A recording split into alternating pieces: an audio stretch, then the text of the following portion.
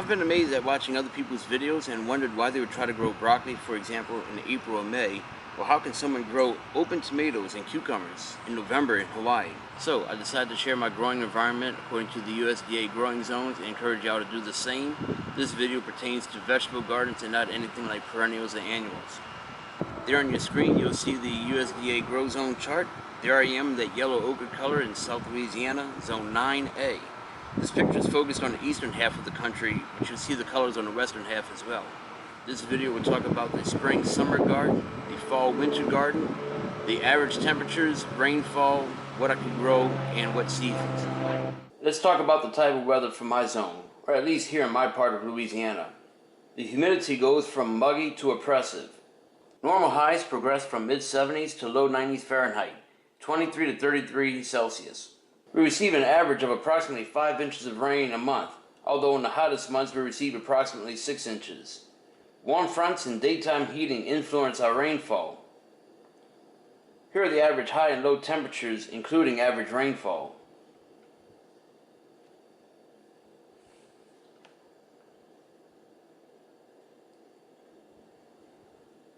So, what can I grow during the spring and summer? Here is a partial list of vegetables from peppers to shallots, eggplant, and all manner of melons. In very early January, we can put in another round of beets, broccoli, and cauliflower for a spring harvest. Beans get planted in February. Tomatoes usually last through June before the heat kills production. I can have something else in the ground after the tomatoes are pulled, but I usually let the bed settle down. It gets awful hot and terribly humid, and I don't want to sow new seeds or start new plants in July and August. This is what I can do in spring and summer. What about fall and winter?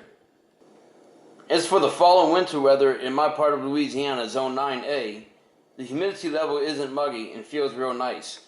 Normal highs are low 60s Fahrenheit, 16 Celsius. We receive nearly 5 inches of rain a month, although October is historically the driest month of the year.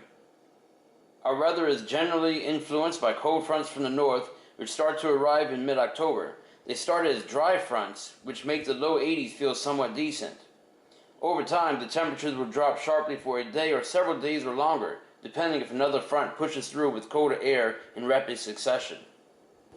Sometimes we'll get warm fronts from the Gulf of Mexico, and with so much water around, fog is a part of life in the fall and winter. On your screen are the average high and low temperatures, including average rainfall.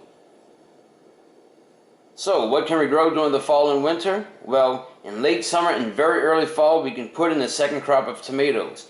They will need to be protected as the fall progresses into winter. Most any of the cold weather crops will work without the use of a simple polyethylene material greenhouse. On the screen you can see a basic list of vegetables from lettuce to beets, radishes, leafy greens like mustard greens, and garlic. Here in Louisiana we need to plant garlic in September. We can experience the first frost around December 11th and the last frost around February 9th. That gives us roughly 310 days of frost-free growing weather. If I wanted to, I can have something in the ground every single day of the year, but seeing as I work with 4 raised beds, I limit myself to making the last harvest by the first half of January. I want my beds to be fallow for a couple of months before I start the next plantings in mid-March. There you have it, folks, a brief review of my growing zone and what and when I can grow certain vegetables. I hope this helps some of y'all who are like me and have the curiosity to know what and when other people are growing their vegetables in their gardens. I don't really do tag videos, I don't do challenge videos, so if y'all want to do a video of your own or something similar, if you live outside of the United States, please do so. I'm not sure how to caption it, so to have all these videos tied together where everyone can know what other people are doing. If you have any suggestions, please put it in commentary below. Thanks very much for watching.